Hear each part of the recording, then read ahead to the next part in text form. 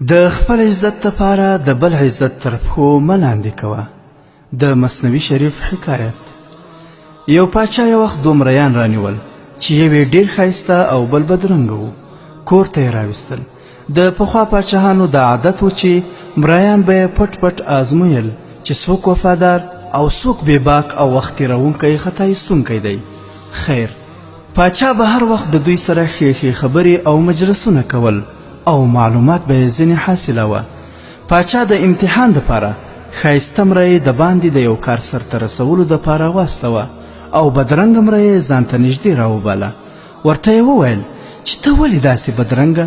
د خولې څخه دې بدبویي پورته کیږي، لیکن زه په دې پوهیږم چې ته ډېر هوښیار او پوه یې او تر خپل ملګري ډېر قابل او کاریګر یې او ته په خدمت کې تر ټولو پر ما ګران یې.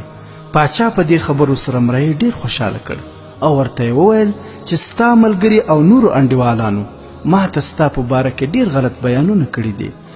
یوه ورځ دې هغه ښایسته ملګري راته وویل چې ته ډېر حاسد، بد دماغه، غل او بدکرداره سړی یې. آیا دا خبره رښتیا ده، حقیقت لري او که نه؟ دې بدرنګه مرۍ چې د پاچا خبرې واورېدې، پاچا ته یې په جواب کې وویل چې هغه زما ملګری همیشه رښتیا وایي، هېڅکله یې دروغ نه دي ویلي. زه یې پیژنم، هغه ډېر نیک، زړه سوانده، دینداره او سخي سړی دی.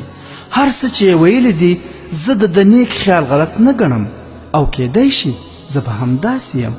امکان شته په ما کې به خامخا عیبونه ویني یا به یې لیدلي وي، لیکن ما خپله داسې عیبونه چې بیان شوه تر اوسه په ځان کې نه دي لیدلي.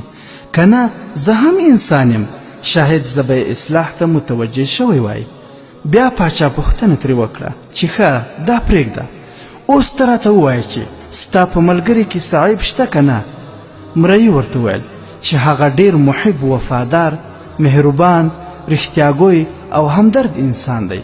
پاچا د دې بدرنګه څخه خوښ شو چې ثابته خبره ده چې ته خپله پاک، دیندار او ایمانداره شخص یې چې دا ستا ښه نیت یې څرګندوي.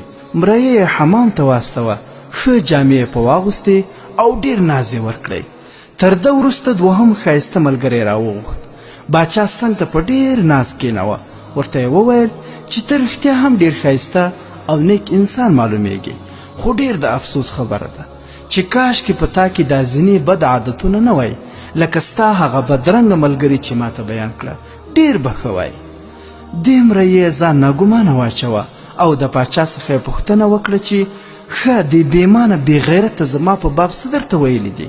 پاچا ورته وویل چې هغه ویل چې ته ډېر دوه رنګه، غل او بې وفا سړی یې.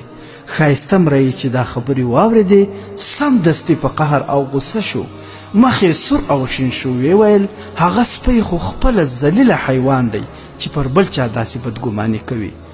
پاچا چې د ده حالت ولید، حقیقت ورته څرګند شو.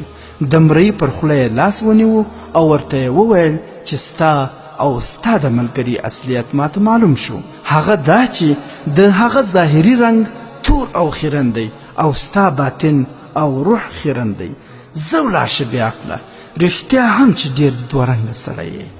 پاچا هغه اول مرۍ ته ښه رتبه ورکړه او د ځان مشاور یې جوړ کړي او دا بل ته یې د خرو او آسانو د طبیلې د صفایي وظیفه ورکړه.